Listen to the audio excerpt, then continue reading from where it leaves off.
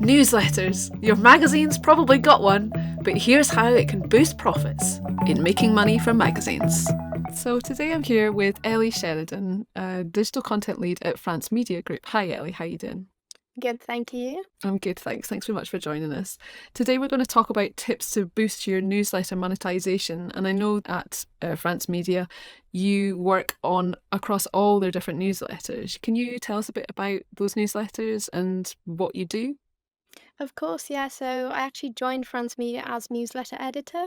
We dedicate our time to serving a Francophile audience. We've got a portfolio of brands. We have France Today, which is a magazine, and its associated website. Our other magazine is French Property News. We have Bonjour Paris, which initially started as a newsletter 30 years ago. We have Taste of France, which is our food and drink website. Complete France covers a bit of everything. We have two property portals. We have French Entree and France Property Shop. We also run the French Property Exhibition. And emails come into all of that. We have 8 regular newsletters that go out every week. So each of those brands has its own newsletter, if not multiple. And these newsletters are massively important. They're one of our primary digital products. We really see it as a great way of directly communicating with our audience and having that touch point. And how many subscribers have you got across all your newsletters? Do you know roughly or? Yeah, so each week we send out those newsletters to an audience of around 300,000. That's impressive. And you're clearly working hard to be able to keep that audience and get new newsletter subscribers. So good on you. 300,000. I would kill for 300,000. That would be amazing. Thank you. They are established brands. We've been building those audiences for quite a while. French Entree, for example, is 20 years old. Bonjour Paris, 30 years old. The magazines are long-standing. They're really well known with our audience, and we've got a really dedicated, loyal audience. What's your demographic like? Does it vary, or what kind of audience are you reaching? So it varies brand to brand, of course. Some of our brands are more kind of British focused, and so as a result of that, we do have more of a UK audience on them. But our main kind of demographics are US and UK. And what kind of age group is your demographic then? So around 50 plus, really, that's the main bulk of our audience is an older demographic. And I guess they're people who can travel, want to travel, do travel, or Yeah. what do they look like? Yeah, so it really depends. So on our travel brands, quite often they are people who are planning traveling quite soon.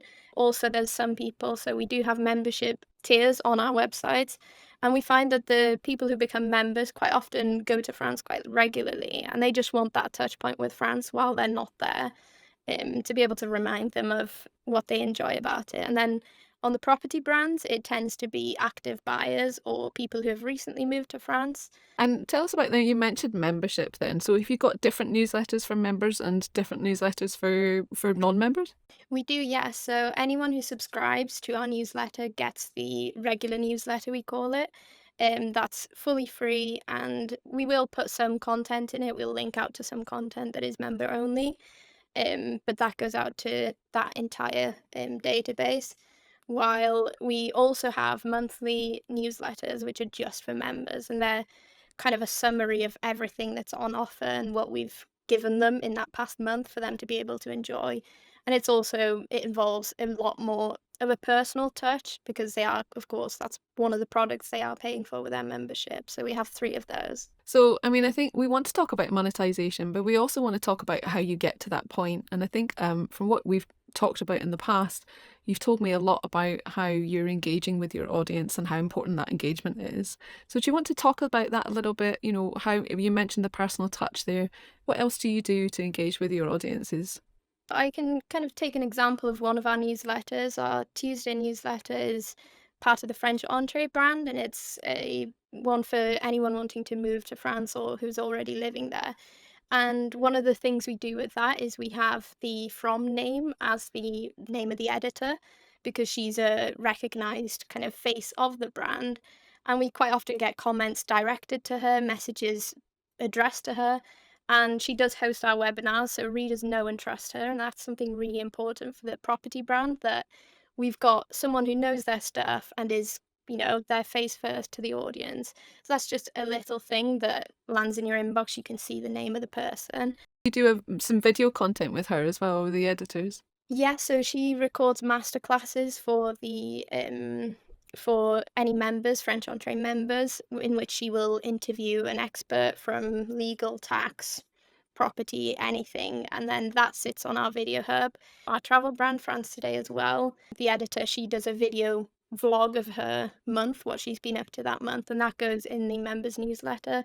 So she'll be talking as if she's talking to a friend, and it's quite a sweet connection that she gives her recommendations and shares what she's been reading, what she's been watching. And that's another way of fostering that kind of personal connection. Or maybe a bit before your time, but there was Terry Wogan. Do you remember Terry Wogan that was on the telly? I don't know. I know It's the maybe a name, bit so that's before. something. I know the name, but I don't know much more. He's passed away now, sadly, but he was a talk show host, and he was renowned for, oh, and a radio show host as well, more specifically, and he was renowned for um talking to his listeners or watchers as his dear listener. Like he was always talking to Mm. one human, Okay, and yeah. I think it really did. Well, I mean, it made him. He made his shows because you really felt like he was talking to you all the time. Yeah. Yeah, Do you it's feel a the same about your editors?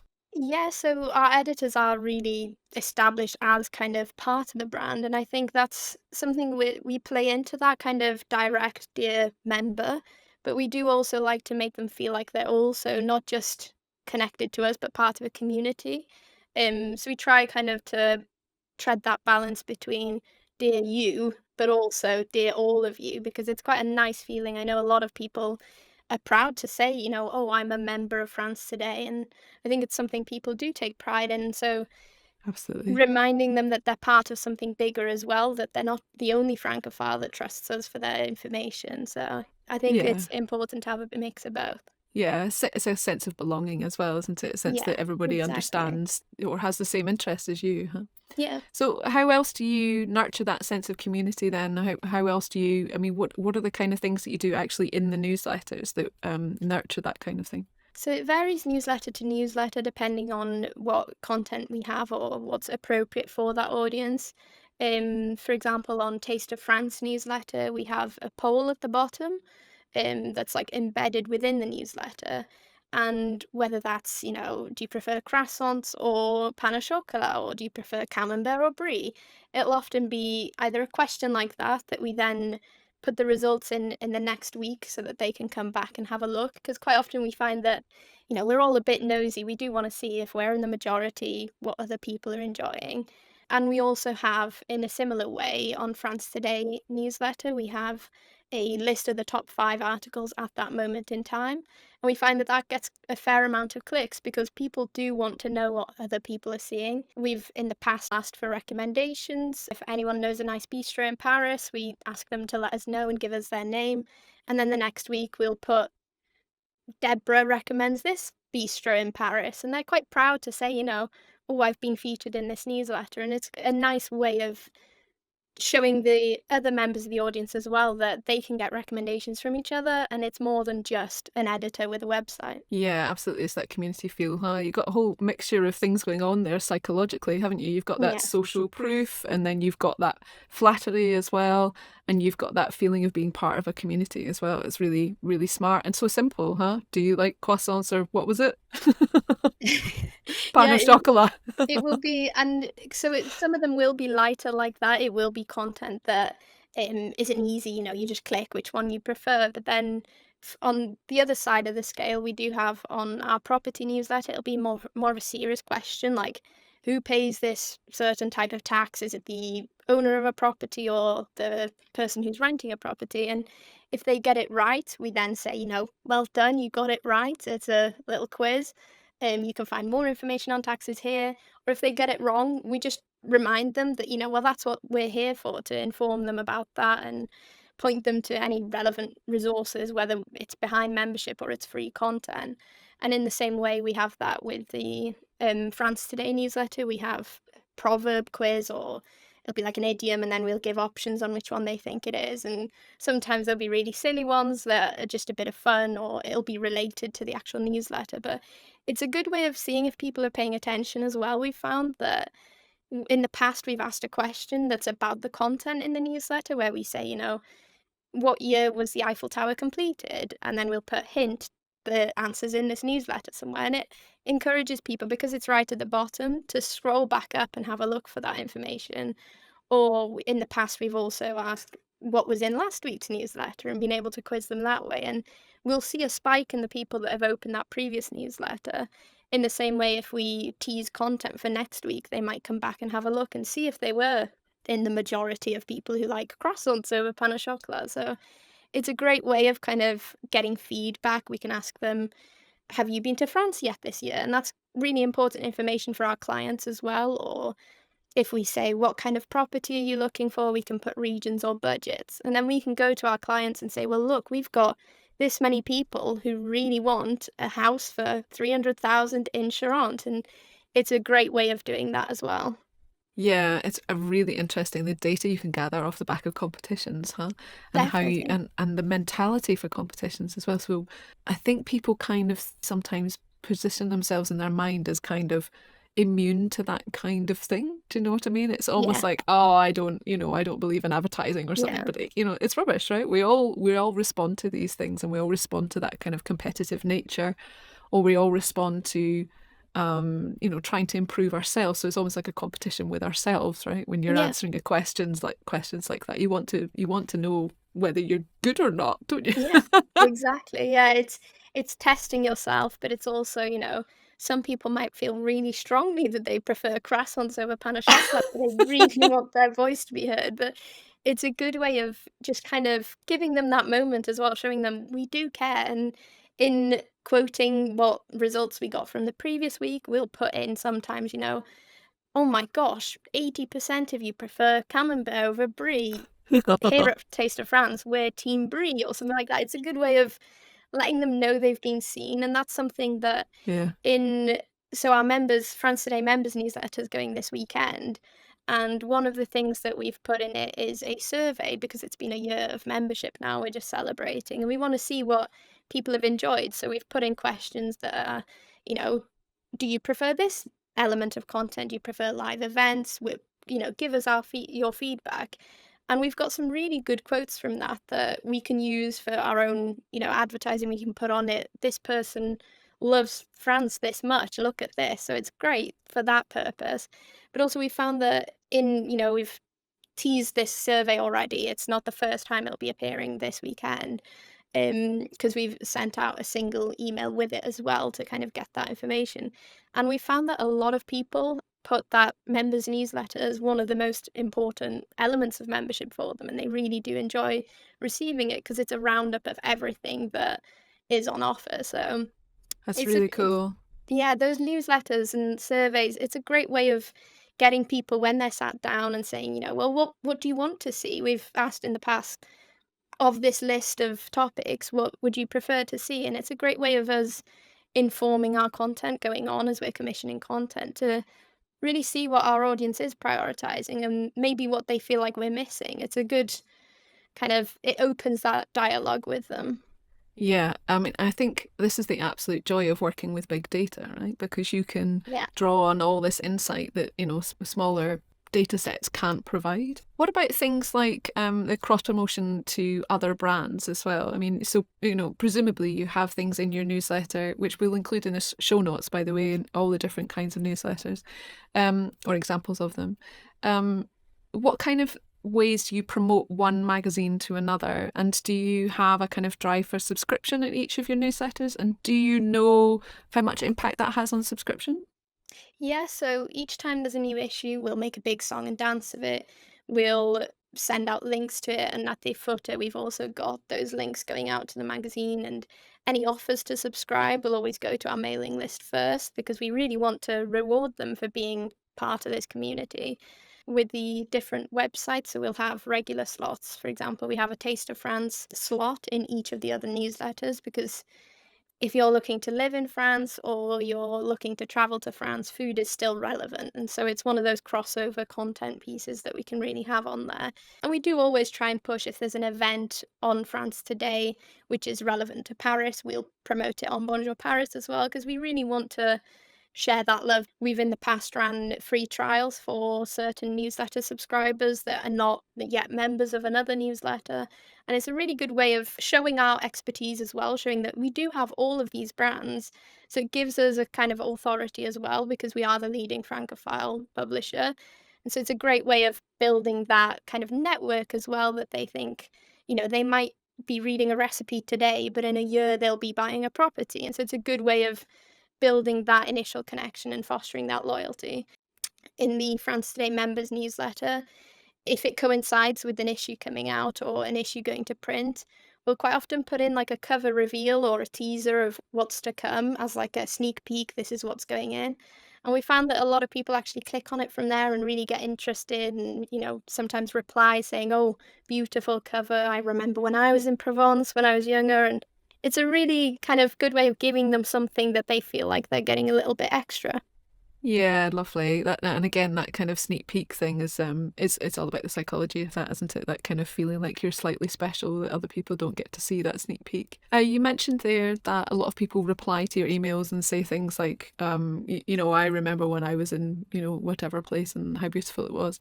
Do you get a lot of emails from your subscribers? Because 300,000 people all emailing at the same time would become quite stressful, no? What do you do It there? It would, yeah. It's not quite that many people who actually reply, but we do get a fair amount of replies. Sometimes it'll just be another great newsletter as usual, which we always pat ourselves on the back for. Nice. But sometimes it'll be something to do with the content in which they say, "Oh, I can't quite understand this part of applying for a French driving license," or "Have you got any recommendations for a villa in the south of France that I can spend the summer in?" So we really want to kind of, even though some of them assume that they'll never get a reply, which is why I'm sure some people don't even bother replying because they assume that they'll just get lost in it. But we do use Mailchimp's inbox management, and we that filters out any automatic replies or out of offices. So we only really get those personal messages that are specific, and we do value those kind of communication beginnings. Some of them, they're conversations that will go on for a while. We've got one lady who always replies to our newsletter, and we always make a point of replying to her. Oh.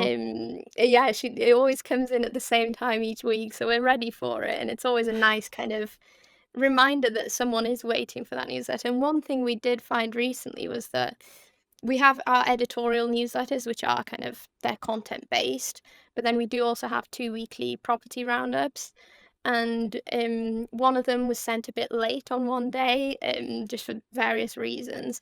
And we actually got like a fair few emails saying, "Where's the property roundup?" That they missed out on it. And so it's interesting to know that people are actually waiting around for them. Of course, it's not taking over their life, but it reminds you that even though this is a property roundup, people are still looking out for it, and it's something important to them. Yeah, it's quite rare for a consumer title to be like that. And I think it's almost crossing towards that B2B kind of content is so valuable to people, especially with the property ones and the French entree, where you're talking to people about how to actually make that move so that if they are making the move, they need that information, huh? And I think that's rare for a consumer title. It's a great position to be in. Yes, when it is a more serious topic, such as moving to France or buying a property, it's a very serious topic. You don't want to get that wrong, and we really don't want our readers to end up in a messy situation because they haven't had access to that information. And so we do prioritize giving that information that's good. The best magazine publishers are always the ones that are passionate about their subject matters. I remember years ago, I emailed somebody at the Scottish Farmer and I got an out of office reply saying, I'm lambing at the moment, I'll be back at my desk in a week. And I mean, it's so integral to, the success of the title because that person really understands what everybody else is going through, right? And the same for you. If you were like, well, France is all right, but I prefer Spain, you're not going to be the right fit for that company, are you? The Making Money from Magazines podcast is made by Crowdfinder Video with graphics by White Light Media. We've talked quite a bit about the different ways to engage your audience, and that's brilliant. What does that look like from a monetization perspective, though? How do you actually monetize both the newsletters and the wider business? We have different methods on some of our newsletters. We offer display advertisement slots, so they're just places where a business can put their own banner. And we provide that to kind of ensure that those clients can effectively reach the audience, but also they are relevant as well. So if we, for example, have an article on removals, we'll put a removals company or a removals partner that we trust on that advertising slot. We also love connecting with readers through our live events and webinars, and those newsletters are a great way of kind of encouraging people to become members to then attend those events, and that's a method of monetization by converting them to members. My colleague Ollie, he creates pre-event emails which have a trailer video synopsis of what's going to happen, and then a post-event email with a link to a recording and any quotes from viewers that were there so that people can watch it back. And we found that's a really effective way of converting people to membership and giving them events that are relevant to them and are of interest. Our video content also, that's one of the main drivers of membership, is we've got a great video hub, and we try and promote these memberships within our newsletters, showcasing, the benefits of each one, and that is different from brand to brand. So whether it's exclusive content that's got a sash on it with members only, an exclusive reward or competition they can enter as a member. We've also run free membership trials that we promote to our newsletter subscribers that they can then claim only if they are a newsletter subscriber, and it's a reward. And then we've found that the retention rate after that trial finishes is high because we are providing good content for that price. We also have the property roundups, which include curated listings. I go in and manually pick those properties. There'll be varying budgets, varying locations, different types of properties. It might be a bungalow, a cottage, a chateau, a big villa. And they then go to our property portals where they can explore even more properties. That's another way that we monetize, by sending traffic to that. We also collaborate with some of our trusted partners to bring third-party emails. My colleague Dan works on those, and he really works with a client to create an email campaign that serves the readers well and gets the best result for the client, for us, and the reader. So whether that's an exclusive deal on ferry prices to France or an app that you can claim back VAT if you're a non-EU resident traveling in France. So we do Cool. really prioritize content that's relevant and that will have an effect. And again, with partners, we have a currency update sent out on a Friday with our currency partners, MoneyCore, and that helps us give valuable information on a very serious topic. We're not currency experts, but our partners are, and so we can get that information across. It helps us give good information in partnership with our clients. Yeah, I really like that perspective because it's not only promoting your partner but also positioning you as an expert, even though you're not the expert, that you can Yeah, actually say, well, we don't know, but I'll tell you what, this partner of ours does, and we're going to work with them regularly so that you will still rely on us for our emails, exactly. Yeah. but not necessarily for our specific knowledge. That's really cool. Part of the French Entree membership is that we give them access to them. We give exclusive deals, for example, if they need a consultation with a tax expert, we can arrange that. And so I think they appreciate us not knowing everything, even though, of course, we'll give as much information as we can and that we have. But we also don't gatekeep that information either. We know where to get it from and we will share it. Well, it's an honest perspective as well, isn't it? It's not proclaiming to be something that you're not. It's just saying, well, we don't know, so these people do. Exactly, yeah. You very clearly talked about the importance of newsletters to your business, but why do you think, for anybody who doesn't produce a newsletter, why do you think you should produce a newsletter in addition to your magazine and in addition to social media and website presence and so on? We see it as a really powerful tool that has numerous benefits. And one of those is that it provides you with an owned audience. So that newsletter list that you've got is yours. It's not sensitive to algorithms, of course. You don't want to be hitting any spam filters. But unlike social media, where the algorithms dictate your reach, newsletters really give you direct access to your subscribers' audience. And that creates a valuable collection that then allows you to provide quality content that's tailored to interest and needs. So you can actually get information on, oh, this person's interested in this region, or they're interested in this type of food and drink. So you can then target on that. And so you own them, but you also indirectly sending out that email, you're cutting through the noise of, other media channels, especially on social media now. There's so much content on there, so you can ensure your voice is heard. And then an email's a very traditional communication method, and it's a very one-to-one, even though it is going to a bigger audience. And I don't think social media platforms really match that reach in terms of building loyalty. And as we mentioned, there's monetization opportunities from display ads to promoting your own products and really shouting about what you're providing, whether your new magazines come out. It's a way to kind of provide that information to them, and it drives traffic to your website. You can also highlight any new offerings, but importantly to us, they're instrumental to building that customer loyalty. They create a really strong sense of community. It encourages engagement, and it really gets readers to interact with your brand on a regular basis. So we've got a weekly newsletter that keeps them coming back, and it's a consistent touch point that then helps strengthen that relationship. And so it's not just a strategic thing, which of course it is. We use it as part of our kind of marketing efforts, but it also complements your website, it drives traffic, and it provides insights actually on your audience's preferences, behaviors. I think in today's digital landscape, a well-crafted newsletter isn't just nice to have, it's essential because you that's how you can build and nurture your audience. You own it and you can make the most of it. And what do you do to experiment across your different newsletters? Because I hear a lot of people talk about, well, try it at different times of day, try it at, different days of the week and so on. Do you try that kind of thing frequently, or how does it work for your newsletters?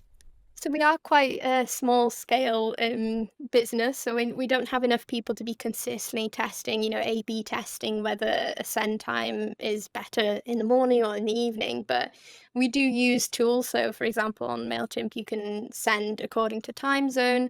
We have experimented a bit in the past with the days that we send the content on. And that actually informed how our France Today members newsletter, we send it on the weekend because it's quite a lengthy newsletter. It's something that you wouldn't want to be reading in a rush. It's definitely a sit down kind of thing. And so a weekend, most people have time for that. And then we do try and choose a timing within that that's quite good. We do also experiment with emojis in the subject line. We'll put, heavy load at the beginning if we've got Provence mentioned or anything that we think is really of interest, we'll put at the beginning of the subject line. And we do test that as frequently as we can, really, because we do want to see what works best. And in the launch of that newsletter, the Friends Today members one, we played around a lot with the actual content and the design of it to see what we actually wanted. So we decided eventually on creating it in almost a letter format. So it reads a bit like a letter, and within it, we have like a header with a rubber travel stamp, and then it's done in a typewriter font, which kind of gives that feeling of it being Sophie, the editor, sat at her desk typing away a letter just for you. And what about price testing then? For like the membership, have you tried different price testing techniques as part of the newsletter, or how does that look? We've tested different price testing in terms of, for French Entree, we have three tiers of membership. And for the lower range one, which is just the content, obviously you get a lot for it. It's £60 a year. But we're A/B testing on a landing page, so we do have one appearance where it says £5 a month, and it just kind of breaks down. It feels a lot more. Oh, I can chuck £5 a month at this. So it makes it a lot less threatening in a way. I know £60 isn't that much money, but it just kind of was testing to see what works with kind of converting people to membership. I know when we talked before, you talked about the two different memberships that you have for two different titles. Can you tell us a little bit about the two different newsletter approaches for them and what works for both titles? It's the Bonjour Paris one, which was launched during COVID. The newsletter was not really seen as a product of membership, related to it, and it was listed as one of the benefits was that you'd get a newsletter from the editor. But it was seen as a way of just getting that content out to the readers. Whereas more recently with the France Today membership, we saw the newsletter as an opportunity to package all of the content that we're offering in one easy place. Whereas on the website, we have different sections. There's the video hub, there's the live event place, interactive stories that are really immersive as you scroll, things move, and we've got a lot on offer for France Today members, but we just wanted to find one clear, succinct way of putting it in one place.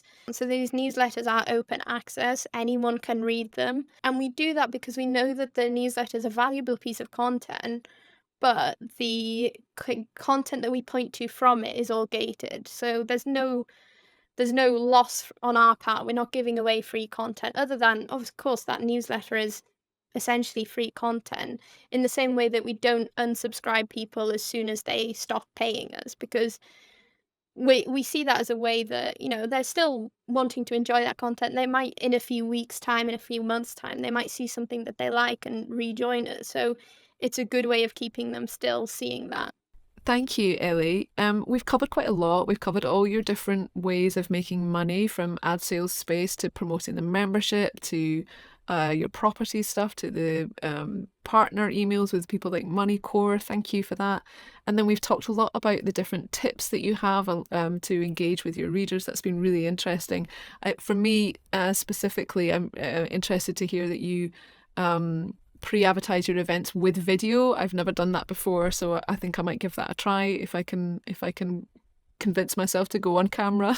It's fine interviewing you, but maybe not for myself. I don't know. We'll see how it goes. And then we talked about the reasons why you should create a newsletter. So thank you. Is there anything that you would like to say to any of our listeners that's something that you would specifically like them to take away from this to maybe to improve their own newsletters? Yeah, so I'd say, again, it's about really prioritizing your audience. Of course, you can monetize newsletters, but I think the priority should always be about that community building. And our open rates are above industry averages, and that's really a testament to the fact that we really prioritize quality, and we've worked hard to ensure that these newsletters resonate with the audience, and that pays off when you see the traffic being converted to our websites and our other content, which means that it's not just an email. A newsletter is a lot more than just here's your content, and we can repackage it in ways where, for example, if you're sharing a headline, you don't want it to be SEO focused. It doesn't need to have all those keywords. You can really adjust it. It doesn't have to be a exact copy of what's on your website. And so you can really personalize them, you can make them an important product for you, but also just something that people will enjoy reading. And if you can build yourself an audience of people that are enjoying your high quality content, that is a great part of your mission, to build that relationship and to drive traffic and keep them coming back for your content. So yeah, I'd Yeah. recommend starting one if you haven't, definitely. Thank you, Ellie. It was really lovely to talk to you. Thank you so much for having me. The Making Money from Magazines podcast is made by Crowdfinder Video with graphics by Whitelight Media.